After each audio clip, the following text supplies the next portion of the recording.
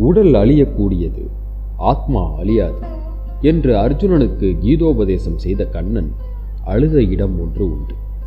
அது எந்த இடம் தெரியுமா? கர்ணன் அடிபட்டு இறக்கும் தருவாயில் இருக்கிறான். அவன் செய்த தர்மம் அவனை காத்து நின்றது. அந்த தர்மத்தையும் கண்ணன் தானாக பெற்றுக்கொண்டான். கண்ணனுக்கோ தாங்கவில்லை. உனக்கு ஒரு வரம் தர விரும்புகிறேன், என்ன வரம் வேண்டுமோ கேள் என்றான். அப்போதும் கர்ணன், மறுபிறவி என்று ஒன்று வேண்டாம், அப்படி ஒருவேளை பிறக்க நேர்ந்தால் யாருக்கும் இல்லை என்று சொல்லாமல் கொடுக்கும் உள்ளத்தை தா என்று கேட்டான். இதை கேட்ட கண்ணன் அழுதே விட்டான்.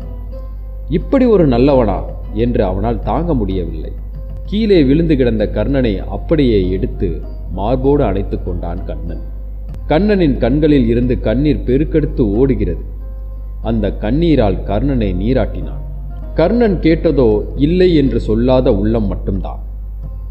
கண்ணன் மேலும் பலவற்றை சேர்த்து தருகிறான். அது என்னவென்றால், நீ எத்தனை பிறவி எடுத்தாலும் தானம் செய்து அதை செய்ய நிறைய செல்வமும் பெற்று முடிவில் முக்தியும் அடைவாய் என்று வரம் தந்தான்.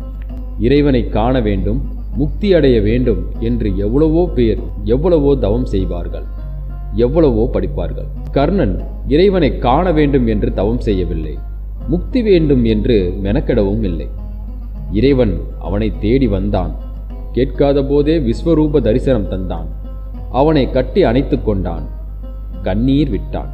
செல்வம், ஈகை, முக்தி என்று எல்லாம் கொடுத்தான். இறைவனை தேட வேண்டாம், அவன் நாம் இருக்கும் இடம் தேடி வருவான். கேட்காதது எல்லாம் தருவான். நம்மை கட்டி அணைத்துக் கொள்வான். அதற்கு நாம் என்ன செய்ய வேண்டும்? கர்ணன் தானம் செய்தான், செய்நன்றி மறவாமல் இருந்தான். எளியவருக்கு உதவி செய்தான், தனக்கு உதவி செய்தவர்களுக்கு நன்றி மறக்காமல் இருந்தான். அவ்வளவுதான். உலகளந்த பெருமாள் அவனிடம் கை நீட்டி நின்றார். ஈகை எவ்வளவு பெரிய நற்செயல்! இயன்றதை செய்வோம் இல்லாதவர்க்கு.